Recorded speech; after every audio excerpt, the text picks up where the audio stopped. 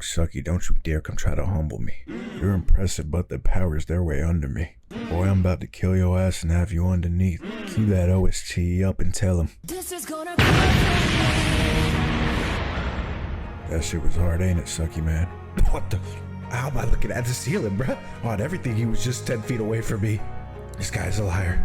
He's a fucking liar. There's no way he's erect. Boy, I ain't know you could ball like that. I'm not gonna lie. Just please spare me. And I misjudged you and I misjudged this whole situation. I think I just had a change of heart, actually. Like, I would never do some shit like this again. So much so that when we get out of here, the Salvation Army, they're gonna be calling me a platinum member because of how much shit I'm donating. I'm living a humble life after this and going to the mountains. I promise I'll never do this again. And if you want every crystal in this cave, you could have it. Free of charge. You don't even have to worry about me interrupting. Just please give me a chance, man. And fuck it, we could go shopping and get you some new drip because this shit's not even that hard to be the new drip. Nigga, on God's green earth, you know about drip. You just try to take me out and made me get blood on my tech.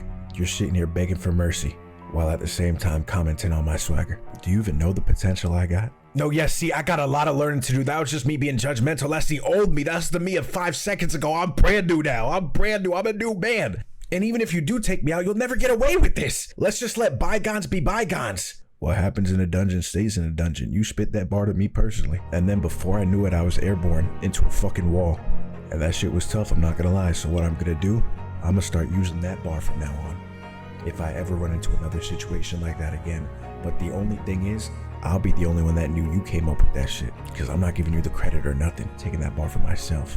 And if I ever drop a hunter-related track, guess what the title of that song is gonna be? Because you're damn right, what happens in a dungeon does stay in a dungeon. And what happens in this one will stay in this one permanently. You bitch! That shit you spit earlier wasn't even hard anyway! If you had any idea who my younger brother was, he would— And that was that. And now looking at that situation, that was an outlier. He got taken over.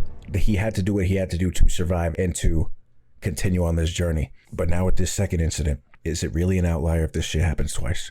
And it wasn't until the hopscotch incident where I was sitting in my chair and my hair started standing up because I realized moving forward that this man could go down a dark path. Because as I've expressed before on many different occasions, when it comes to the controlling, of these abilities and of these qualities, of these traits, one could easily be overwhelmed with that power and get consumed by it. Because now, while granted, Purple Murple was coming at him with like bloodlust, like he was trying to eradicate him off the face of the earth.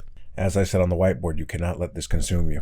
And I know it's a tough thing to do, especially for someone in Sunk's position who was just gifted this out of nowhere. And as Kang was sniffing out his hemoglobin, he got a message from the LIGHTSKIN interface. I'm quoting it for the most part here, but it said there are people present who are trying to kill the LIGHTSKINs. So now you must eradicate this threat in a swift manner, but also a swaggy one as well. Swift enough to where the threat